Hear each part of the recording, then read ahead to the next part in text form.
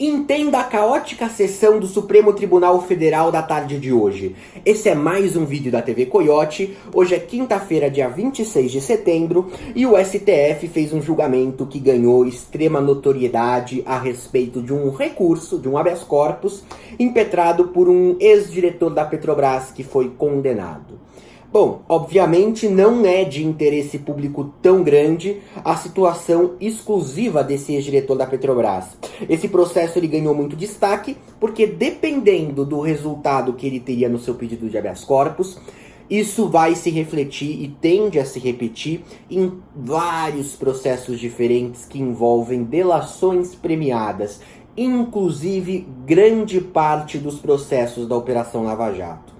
O questionamento feito no recurso foi de que o réu tem direito a dar a sua manifestação final no processo, antes do julgamento do juiz, depois da manifestação final do outro réu que é delator. Porque o réu delator pode fazer acusações, e eu tenho o direito de me defender depois das acusações dele.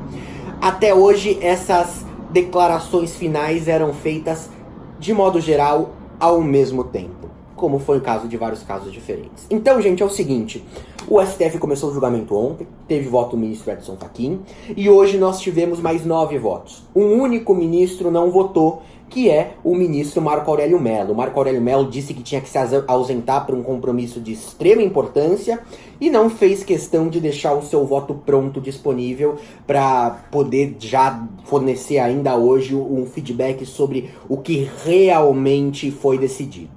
De qualquer forma, é o seguinte, o que aconteceu durante o período da tarde? Tivemos Alexandre de Moraes, Ricardo Lewandowski, Gilmar Mendes, Rosa Weber, Celso de Mello e Dias Toffoli, 6 ministros votando a favor do recurso. Votando contra a opinião da Operação Lava Jato. Votando a favor da possibilidade de que vários processos da Lava Jato sejam anulados e retornem para o momento das alegações finais antes da condenação do juiz. 6 ministros. Do outro lado, 4.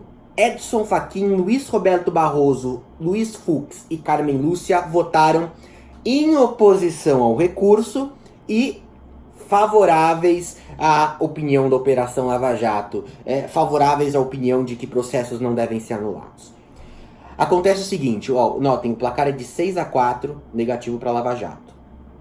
Acontece que boa parte dos meios de imprensa divulgou durante a tarde, e agora à noite mesmo, se você acessar grandes portais de notícia, possivelmente você vai ver um placar de 7-3. Sim, a mídia divulgou 2 placares diferentes. Cada site divulgou um placar. Eu mesmo fiquei muito confuso com o voto da Carmen Lúcia.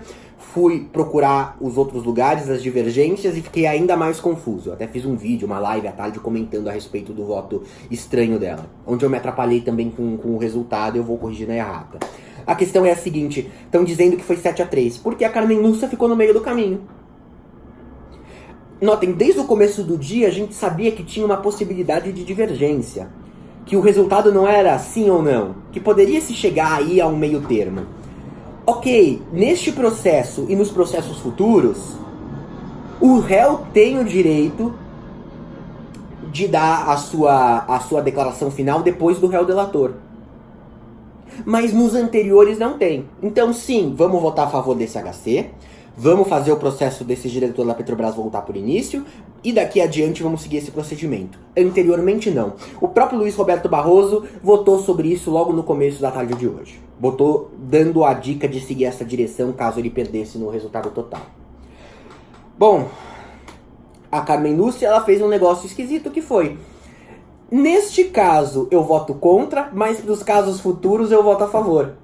E isso, obviamente, criou um caos total, porque não era uma possibilidade que isso acontecesse. Ok, vamos chegar no meio termo? Vamos chegar no meio termo de verdade.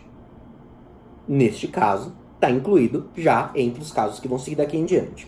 Então teve esse caos com o voto da Carmen Lúcia, então eu estou afirmando para vocês o resultado oficial que a gente tem é de 6-4, é de uma derrota da Lava Jato, não é de 7-3, e falta o voto do Marco Aurélio Mello, que não tem capacidade de mudar o resultado porque ele já é de maioria, tá? Deixando bem claro, o correto é isso. O UOL até há pouco estava com a versão inversa. 6-4. Confusão que a Carmen Lúcia fez foi confusão que a Carmen Lúcia fez. O que vale é isso. Aí a questão que a gente tem é a seguinte: o Edson Fachin, no final da votação, decidiu trazer uma outra questão. Ele pediu para dar um tempo para retomar a sessão na próxima oportunidade, né, provavelmente semana que vem, na quarta-feira mesmo, porque é necessário estudar melhor sobre como seria feita a modulação, ou seja, como que este caso vai ser um molde para os outros todos, já julgados e de julgamento futuro, casos em que o réu delator também se manifestou depois. E aí pode-se chegar a uma conclusão mais concisa. Foi uma derrota da Lava Jato, mas foi uma derrota até agora parcial. Mas já dá para adiantar que vai ser uma derrota total. Notem, Moraes, Lewandowski, Gilmar, Rosa Weber, Celso de Mello e Dias Toffoli. Claramente com opinião muito firme sobre seguir a orientação de que se vale para esse, vale para os casos anteriores. E é para anular a sentença e voltar para o processo no momento das alegações finais. Então, acaba esse dia com uma derrota da Lava Jato no STF, mas uma derrota que ainda não bateram o martelo ainda. E vão bater semana que vem, tá? Quem vai divergir são os que já divergem. Aí o resultado com a Carmen Lúcia vai ficar oficialmente o 6-4, não vai ficar ninguém dizendo que é 7-3. E o Marco Aurélio não importa o que ele vai votar muito bem, porque a não ser que algum dos favoráveis mude de opinião nessa votação sobre modulação e sobre referência para casos anteriores e futuros. Mas isso não deve trazer uma grande interferência. Bom, é uma derrota. Eu fiz um vídeo em março, na época do ataque na escola de Suzano, falando a maior derrota para a Operação Lava Jato, né? Tô até repetindo muito a palavra derrota, mas é o que é. Esse caso, a situação tá mais pesada ainda. Essa é a maior derrota. Os processos não acabam. Eles voltam para um patamar anterior.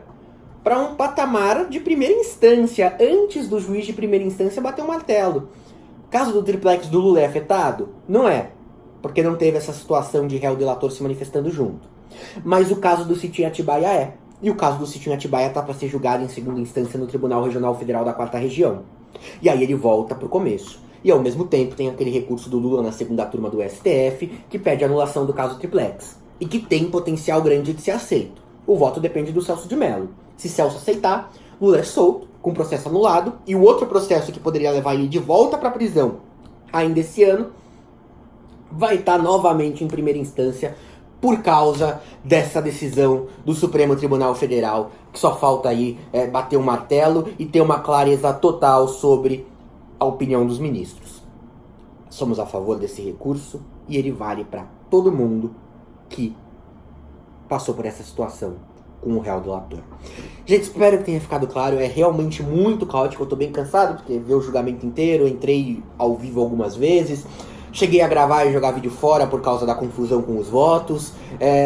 Se não ficou claro, por favor, dê um feedback aqui embaixo. É muito importante eu saber, eu entender a opinião de vocês, para poder melhorar a cobertura nas próximas oportunidades e também poder, eventualmente, prestar esclarecimentos a respeito da questão de hoje em específico, tá? Um grande abraço e até outro momento.